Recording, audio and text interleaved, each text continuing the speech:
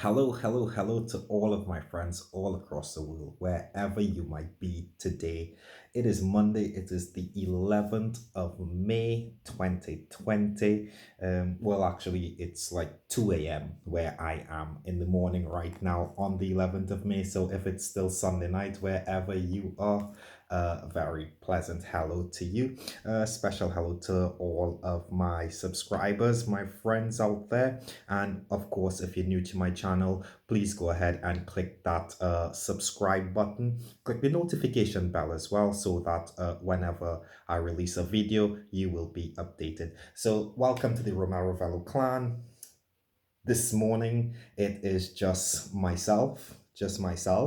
Uh, Baby boy, just put him to sleep.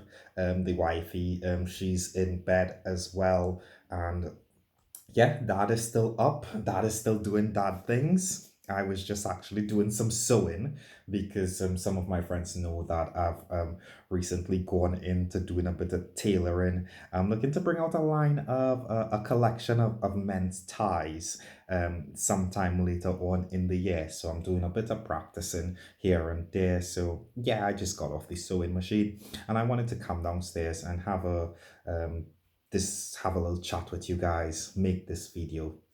And tonight I just want to talk just a little bit about the reason why I left Trinidad semi permanently and relocated to the United Kingdom, taking up residency here, and why I've not yet back been home.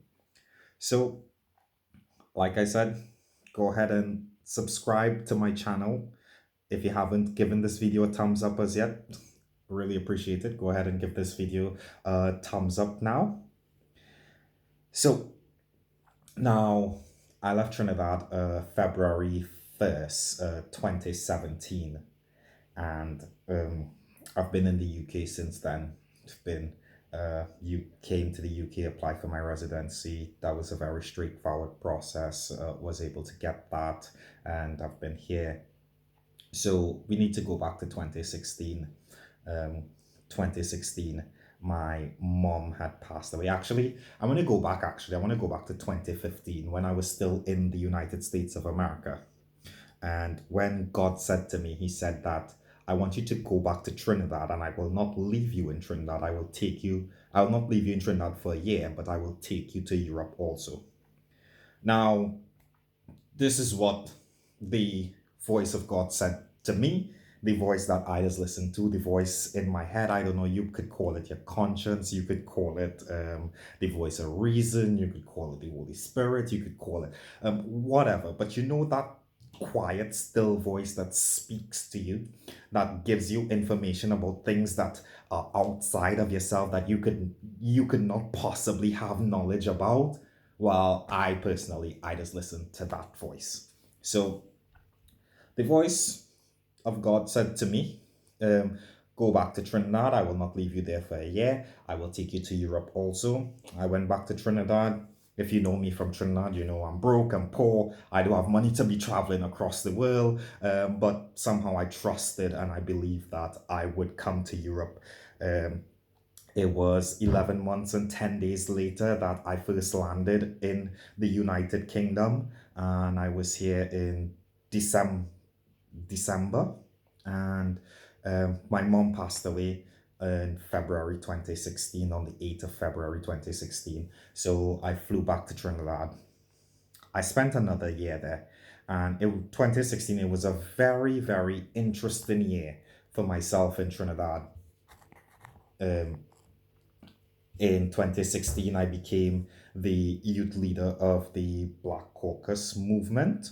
And also, I had the opportunity, or I had the offer, to launch the National Youth Organization as a member of parliament, whom I wouldn't name the individual, but a member of parliament, belonging to the United National Congress in Trinidad.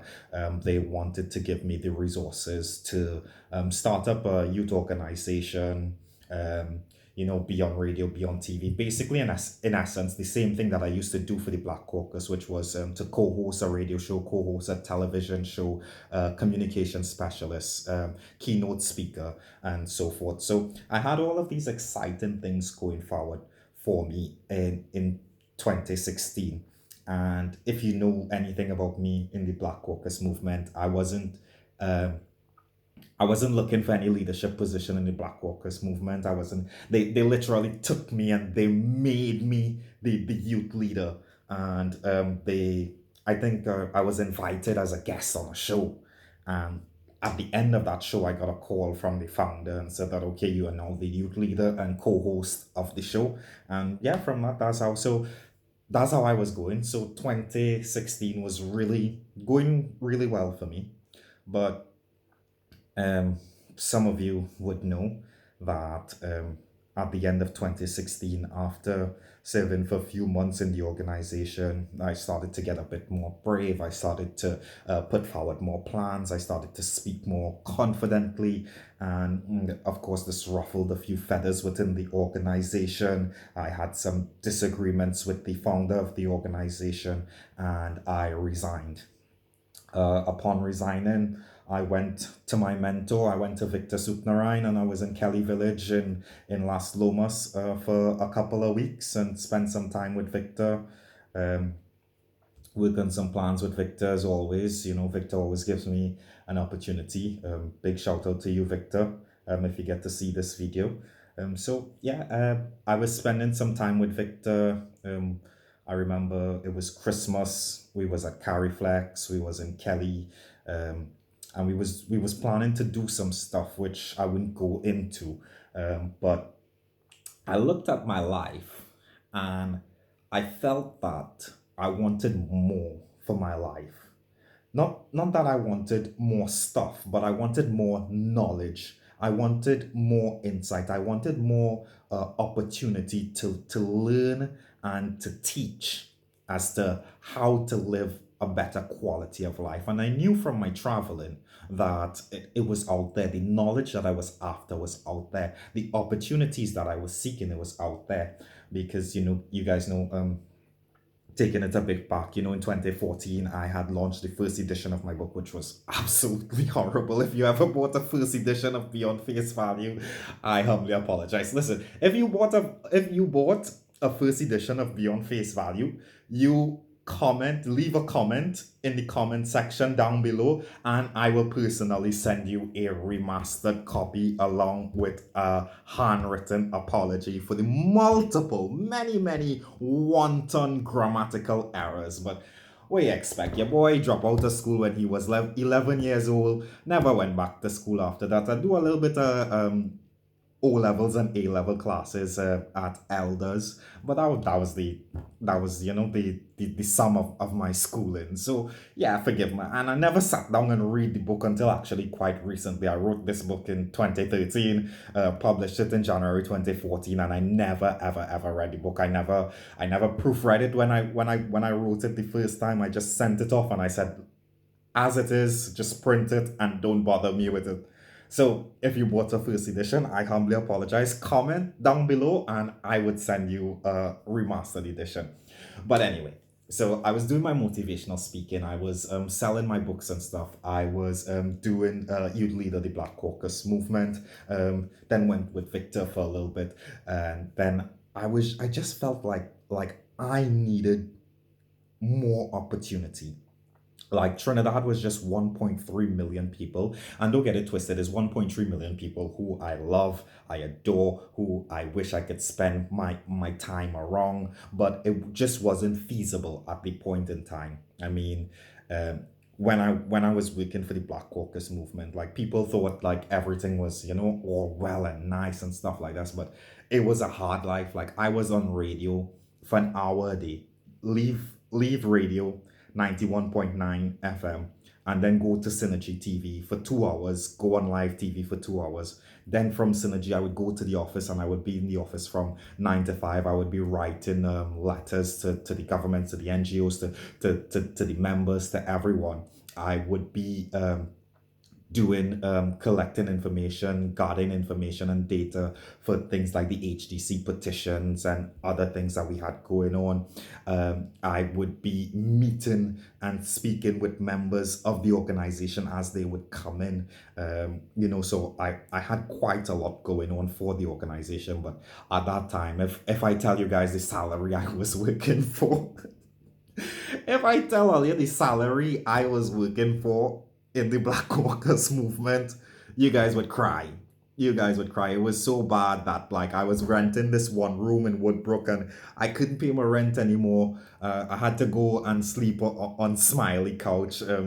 Special shout out to my boy Smiley, who's always been there for my Smiley culture. Trevor Luke, hope you get to see this video. Smiley, I'm always telling everybody about you. Everybody know that, Smiley is my real friend. He is my real friend. The Smiley's always been there for me. Every time I travel out to Trinidad and I come back, I know definitely have a place to go. So anyway, yeah. So I was doing all of these amazing things for the Black Caucus movement, and people thought that, when you see Ramel, like, okay, like that's Ramel Ravello, you know. But like I was living a hard life and I didn't just want more for myself, because the thing that I was after, I wanted to know how to utilize the power and the opportunity that I was given to benefit more people. So I needed more knowledge as to how to do the things that I needed to do. And when things started to become frustrating, when I'm sure many of you guys know, I had a falling out with the founder, which months later led to me making some revelations on Facebook, which led to the absolute collapse of the Black Caucus movement. It was never my intention for the Black Caucus movement to be collapsed. It was never my intention to shut down the organization. It was my hope that the members, the almost 20,000 members, they would have seen that the organization doesn't need one person to carry it forward. But, even me, they used to call me and say, Ramel, without you, the organization is running on four flat tires with no petrol or no gas, as we say in Trinidad. So I kind of understand the concept of these people, of people who, without one charismatic leader or one charismatic person at the forefront, then it's kind of hard for them to continue on. So yeah, so in the end, the organization has now ceased to exist. After some while after I left, I did some Facebook videos, called on the founder to resign and hand over all power of the organization. And he it didn't take him long to heed the warning. He went on Synergy TV. He did the resignation and so forth. But at that time, I had already left Trinidad, and the reason I had already left Trinidad is that because I wanted to go and travel some more. I wanted to go and get some more experience in life. I wanted to go and see how people were doing things. I wanted to go and see how countries, how economies, how towns and cities and villages, how they operate, how they especially going into developed countries and going into the rural parts of those developed countries, and then coming into to the suburbs, and then going into the cities and seeing the different stage of development that these areas are in. And you get an idea as to how to develop your country, because you guys know back then I've always had political ambition, or I used to have political ambition. I no longer have political ambition when it comes to Trinidad and Tobago, but that's a story for another day. So I wanted the opportunity to get the knowledge that will help me to be a better citizen, a better role model, a better example, if you wish, or to have a better model as to how you could go about creating real value for a people that are depending on you. And there are some other factors that caused me to leave Trinidad. Of course, definitely finances was one of the main factors. You guys know I grew up dirt poor, grew up living on the streets, eating from the trash can, sleeping on the pavement. Like, so I've never been money, but in Trinidad it's be a little bit harder to get sometimes to make money that you need than to do it internationally. So I wanted to do some more traveling. I wanted to make some more money. I wanted to gain a bit more knowledge and experience. And then after all of that, my hope is that I could take all of that, I could come back home and I could put it to some good use. So over the past 2 years, 3 years, I've been traveling across the length and breadth of the United Kingdom. I've settled down for a while now. It's just over a year now. I have my son, Ramel VJ Ravello, who is 7 months and some more now. I have my amazing wife as well. Well, we're not married, but she's the wifey. Yeah, and I've been doing banking. I've worked for some of the top banks across the UK. I've worked for Barclays. I've worked for NatWest. I've worked for RBS, Royal Bank of Scotland. I've worked for Bank of Scotland. I've worked for Halifax, Lloyds Bank. So I've done quite a bit of banking roles over the past couple of years. I've been also doing some other stuff. I've been doing a bit of learning some stuff with my hands as well, doing a bit of remodeling, upcycling furniture and fixtures and so forth, just adding a little bit of flair and a little bit of glam to it. I've been doing, of course, like I said, I've been learning to make my ties. I'm gonna bring out that tie collection later on in the year, and I've been doing well. That's to sum it up.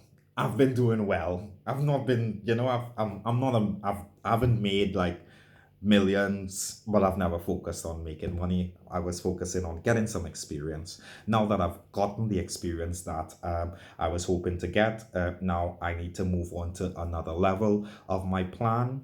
And yeah, so obviously, you guys are gonna know a lot about everything that's coming up, everything that I'm doing, because we're gonna do everything, or I'm gonna keep you guys informed as to everything that I'm doing and everything that the entire Romel Ravello clan is doing. So, the reason that I left Trinidad once again is I wanted opportunity. And sometimes, as much as you love your home and you love your people, sometimes you have to leave to go find the opportunity that you are in, that you desire. I don't know, I'm lost for words tonight in this video. So, guys, I'm lost for words. It is after 2 in the morning. I am going to go get some sleep.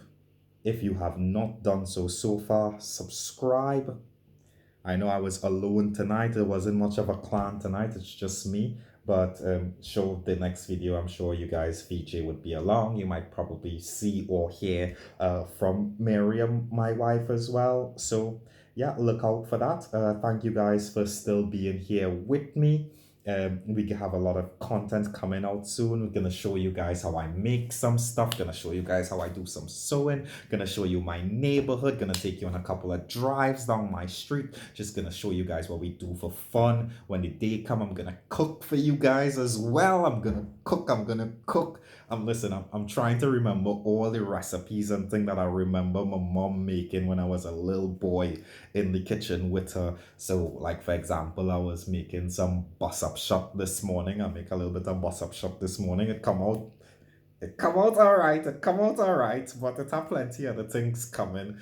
So yeah, I have a lot of content that I really hope that you guys enjoy with myself and my family, my clan. So until the next video, guys, stay blessed, subscribe, hit the notification bell, like this video, comment if there's anything at all you want me to talk about, comment if there's any video that you want to see me do, any sort of challenge, anything at all. It's quarantine, people bored, we looking for things to do, so anything at all. But until then, guys, I'll see you later. Bye now.